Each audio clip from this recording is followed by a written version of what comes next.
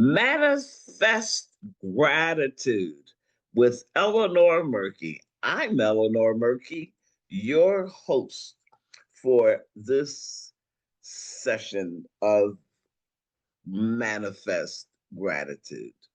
Today, I want to do something a little different. I will talk about manifesting gratitude and how we need it today more than ever. We are in a situation that gratitude, that faith, that love, that remembering is so important to our mental health, to our just plain survival. Right now, we see so many things, particularly African Americans and anybody of color in this country right now are feeling attacked. We see an effort to erase our history, to replace the gains that we have made, just trying to, if not eliminate, but sidetrack us, to take away, to ignore, to tear down. Like currently, as we use Facebook, as we use computers and our websites, all our governmental websites and other efforts to share information and to teach, we are being stripped from those sites. But we cannot be stripped from the history. You can burn the books, you can take down the websites, you can try to chisel away statues or remove statues. But what we have done, what we have accomplished cannot be erased. It has been tried and it has put a very definite point of destruction, or let's say halting, in our development. When I say our development, I'm talking about African Americans, the ex or former descendants of the former enslaved people on this land.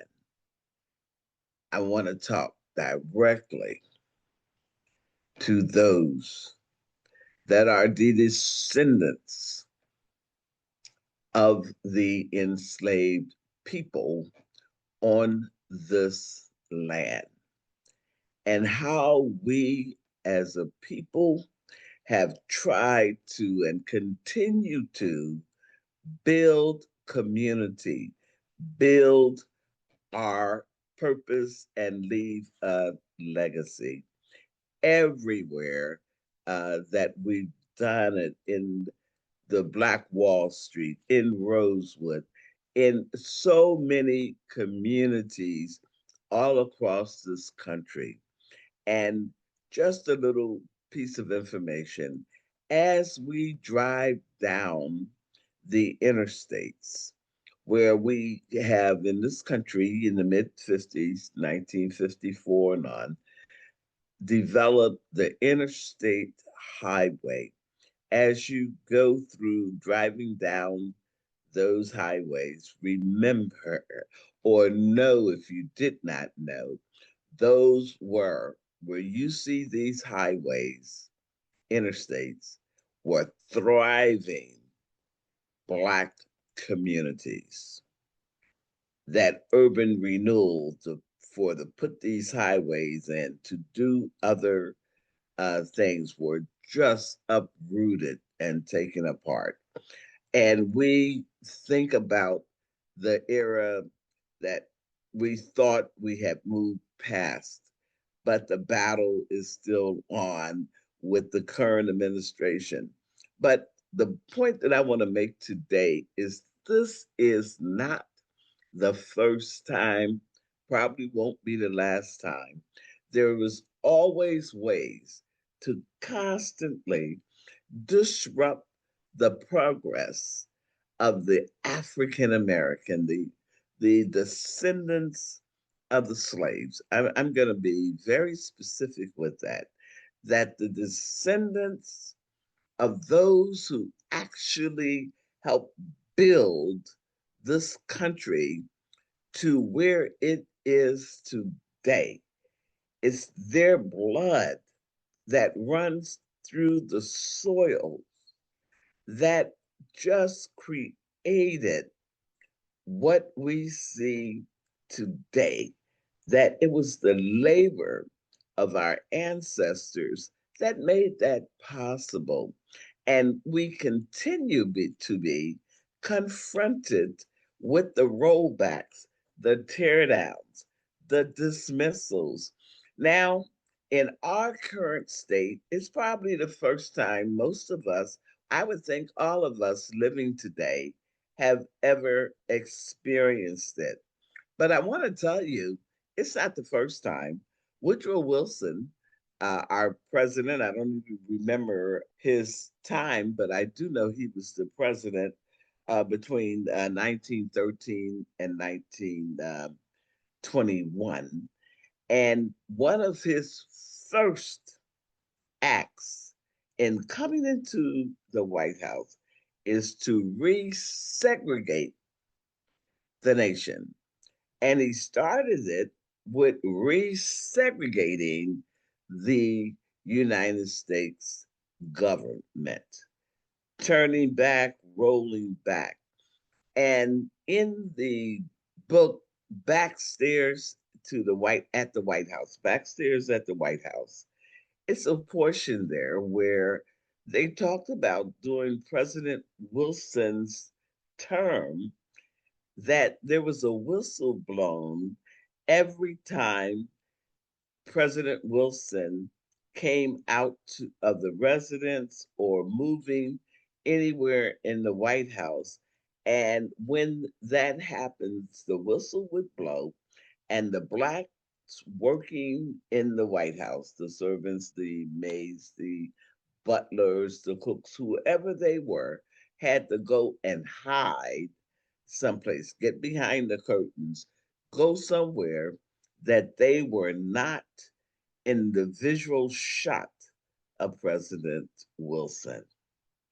And they just destroyed as much as they could with African Americans working in the federal government. And for those who don't know, the federal government was a place, was an opportunity for African Americans to work. Not only then, but even now, there's that great opportunity to work and to feel somewhat non-discriminated against, in the federal government, or at least that's the way it was supposed to be. But we constantly, because every time we make some strides, there is something there to pull us back. Now, let me just make another statement so people can clearly understand. When we talked about Reconstruction and emancipation and all of that, remember, they were talking about, oh, how terrible.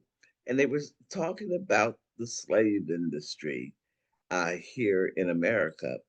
But when you people put out their chest and so proud of the Reconstruction, of the emancipation, but there was never a true emancipation or Reconstruction.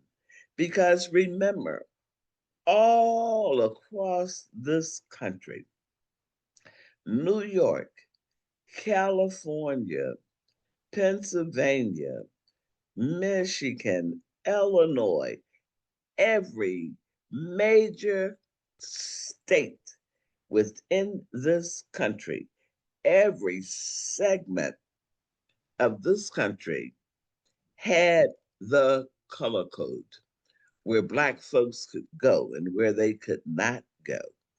And the fact that, we were supposed to be free, the Reconstruction, Emancipation, but yet the Jim Crow laws were passed. And was the law of the land in the South and other areas. You had the Jim Crow, which was stating exactly who they were and what they were doing. And then you had what we call the color code. They were doing the same thing as the Jim Crow, with not allowing Black people to fully participate and integrate into a society, and I would say a society that they helped to create. So I just wanted you to know we are survivors. We should not be sitting back and wringing our hands about what's going on now as this current administration and people that are connecting on to that are trying to destroy who we are. They're trying to take us down from websites. They're taking away opportunities for promotions well deserved in our military structure, people getting promoted, people leading, things like that have been pulled back. And so anything, and particularly we are leading the effort, the charge. There's restrictions, pull back, pull down for other people of color. But the African American, the descendants of the enslaved people are the target. And it is being done with such force and tenacity. But I want us, whoever sees this podcast, to know that we have been here before, we have passed through it, we have fought back. And when you think about it, it really, they talked about emancipation, but we really had the opportunity in the 1965 Civil Rights Act, the work that went in, the opportunities for voting, to eliminate the whole bias and true segregation in the South and in the southern border states and other states across the Mason-Dixie line.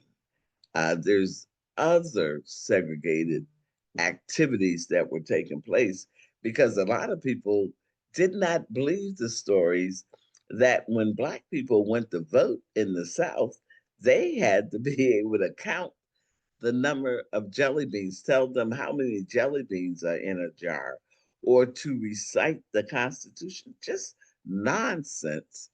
And the people that were blocking their votes didn't know either, but it was there. And I'm just saying, we have been here, we have survived it. Whenever you want to go back and think about or look up the Wilson presidency and what was happening and what has been happening all the way through. Because it's like every step the African American makes here on, then there's 2 to 3 steps backwards. And we got to be stronger than that. We have to really, gird up ourselves and be stronger than what you're trying to do because we know who we are. And if you don't, we need to learn who we are. the grit that we have, the strength of our ancestors, those mothers, our fathers, our grandfathers, those people on this land, on this soil, who blood and sweat and tears made it possible for us to be here today. And we cannot pretend that what's happening today, the destruction of our presence, they try to erase us. We have already, we've already landed. Our feet, we are solid on this land. We earned our right to be here. We could be even more than what we see today in all corners of our community if it was not for the constant effort to erase us, to keep us down, to keep us in the back. And you cannot hold a person down as long as they are kicking and pushing and fighting back. But it's when we think that we're just strolling through a land that we can accept whatever is being offered out there. No, we have to stand. We have to know who we are. We have to know that blood that runs through our veins, the cost of that blood, the cost of the sacrifices, the cost of the stripes, the cost of the prayers, the cost of the legacy. So instead of us just looking at what's happening in this country now, that is really, really, really reminiscent of the Wilson years, of the 1913s, when President Wilson literally came in and thought he was going to eliminate the progress of the Negro at the time. And every effort was put in to destroy. And if you go back and read, the lynchings and all of the destruction to try and destroy the African American person on this land. So, this whole thing that I'm doing right now, just sort of rambling through the history, it's important that you know it, that you go and search for yourself and see what we've been through and how we've come through, how we have to remember the truth of our being, who we are, so that when we see the efforts that are being made, when we see the Supreme Court rolling back and eliminating, but that doesn't mean that we roll back with it. That doesn't mean that we forget the truths of our being, who we are, where we came from, the blood that moves through our veins, the cloud of witness. Like I say, the fathers of our fathers and the mothers of our mothers who've been through this path, who made it through, who made it over. And now they are our witnesses. So take time to remember that, to try and hear their call, try to hear the prayers that they are saying for us as well. And to make it through that is what I'm talking about, manifest gratitude. We have to know all the stuff I just got through talking about, what the current administration is trying to do now to eliminate us and to roll us back. But we have to remember and celebrate more than remember. We have to celebrate gratitude. We have to be grateful for who we are, where we came from, whose we are. We have to remember that. And we have to celebrate and create things to be grateful for, to give thanks for, in spite of all the things that are trying to eliminate us, write us out of history, even though there's a huge effort to do so. But we have to grab hold to the things that we are grateful for. We have to manifest it in our lives and in our communities. And how do we manifest it? One, by remembering. And if you don't have a strong memory of some of the things that we have traveled through, then go back and find out. Pick up a history book. Find places to go, like here, the DeSable Museum, and other areas with the internet.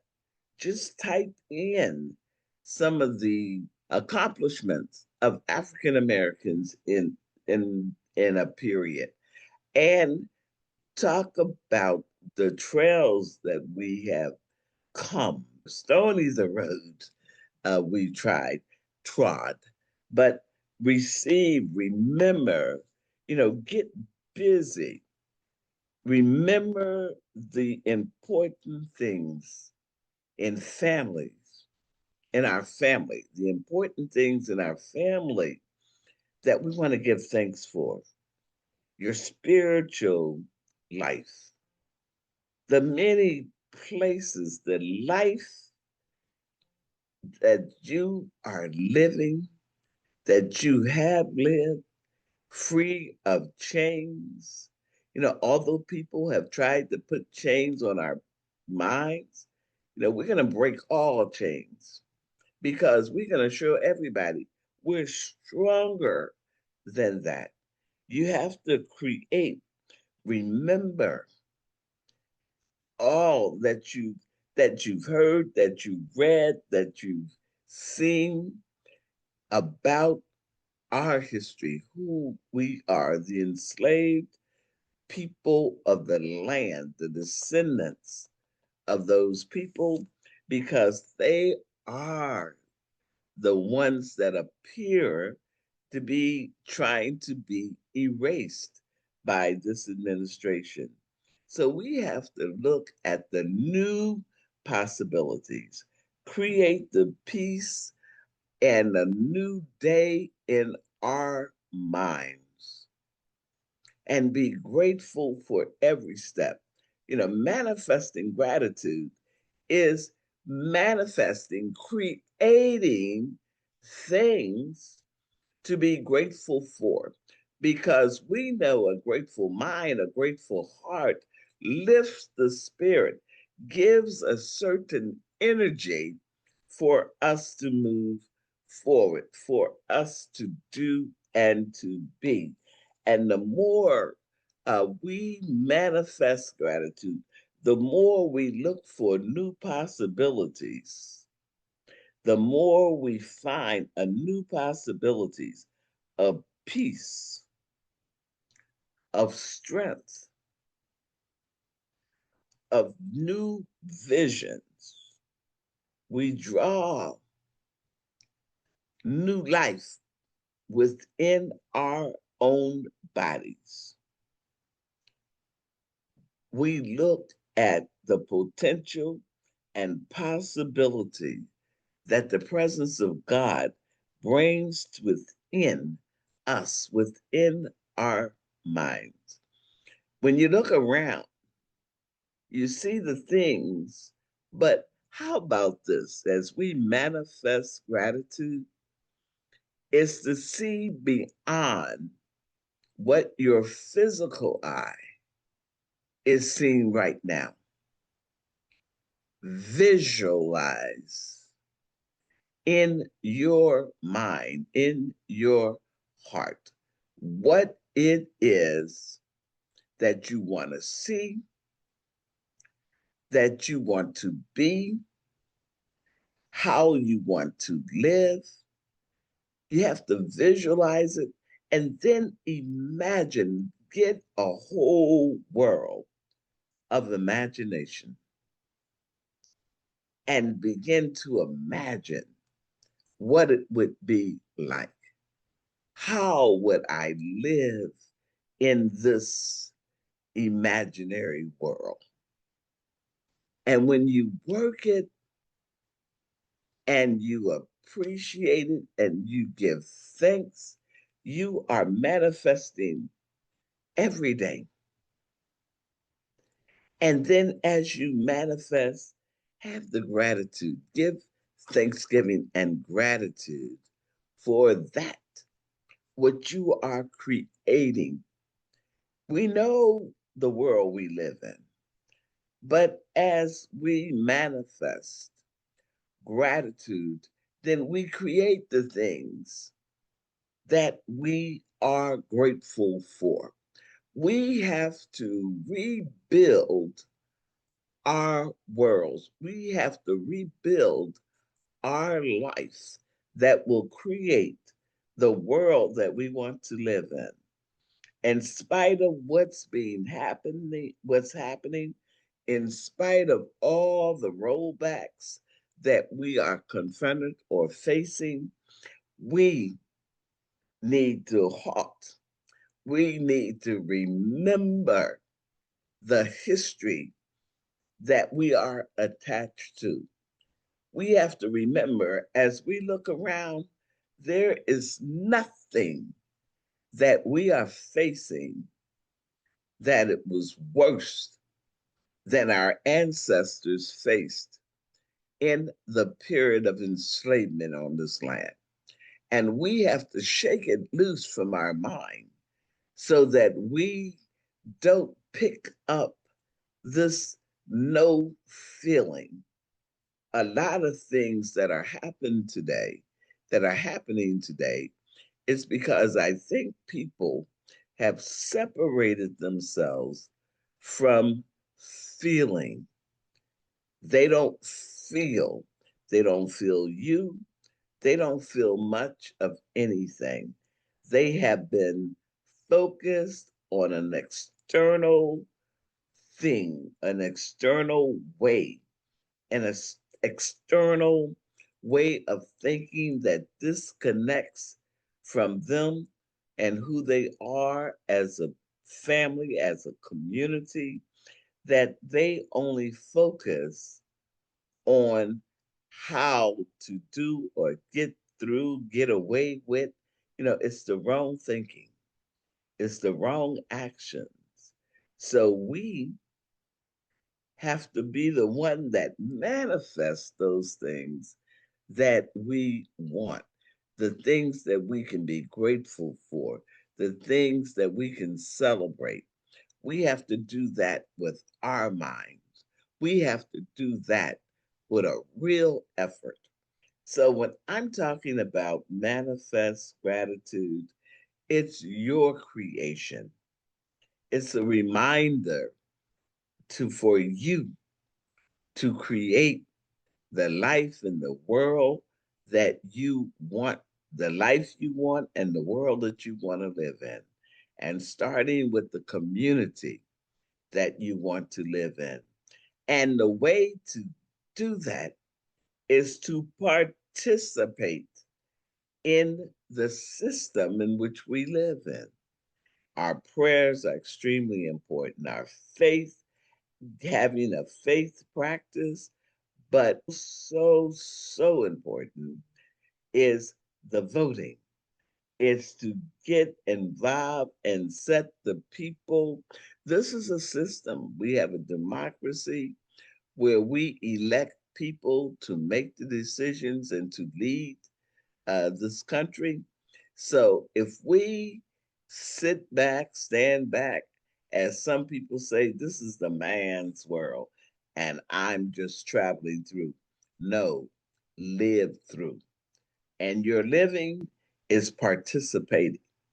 Your living is you, our system is voting.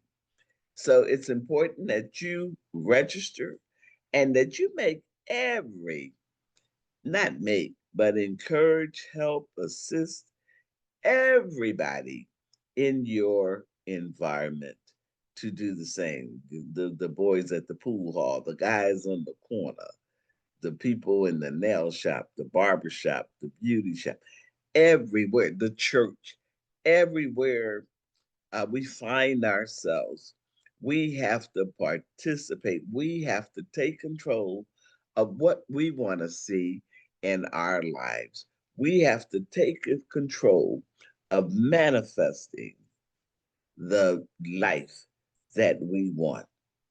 We have to stop and remember the things that was done to get us to this place.